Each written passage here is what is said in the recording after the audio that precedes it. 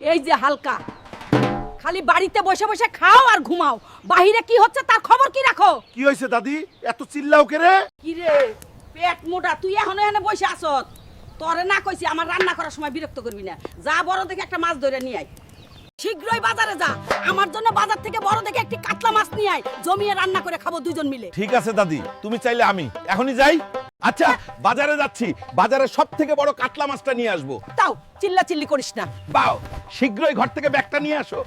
কি রে হালকা, তোর মন খারাপ কে? আর বইলো না চাচা, এই বুড়িটার জ্বালায় ঠিক মতো চারটা ভাতও খাইতে পারি না, কি যে জ্বালার ভিতরে আছি। ওহ, আর ভাল লাগে না। কি গো চাচা মিয়া? বাজারে সব থেকে বড় কাতলা মাছটা আমাকে দাও। দাদি, আমার মাথা খাইয়ে ফেলতেছে, জলদি করো। ওহ রে, এত চিল্লাইস, দেখো আগে মাছটা। হালকা ভাই, তুমি যেই সাইজের কাতলা চাইতেছো সেটা পুরো বাজারে নাই। তুমি এক কাজ করো, শীঘ্রই সাগরে চলে যাও, সেখানে বড় কাতলা মাছ পাবা।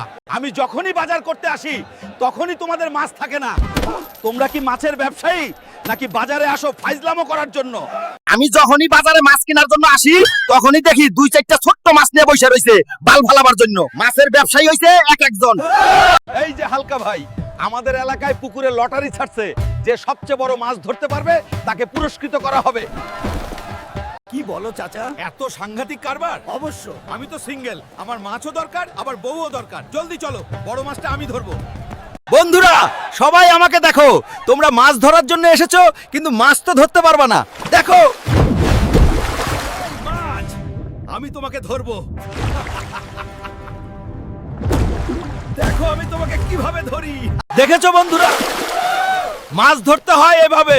আমি ধরলাম বড় মাছ, তোমরা খাইলে আইক্যওয়ালা বাস। আমার বন্ধুগণ, আজকে আমি তোমাদেরকে আইক্যওয়ালা বাস ধরাই দিছি, কারণ আমার তো বউ দরকার।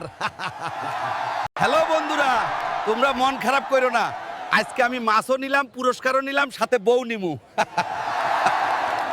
তোমাদের সবারই তো বউ আছে, কিন্তু আমার তো বউ নাই, এই জন্য মাছটা ধরেছি দাদির জন্য, আর বউটা আমার।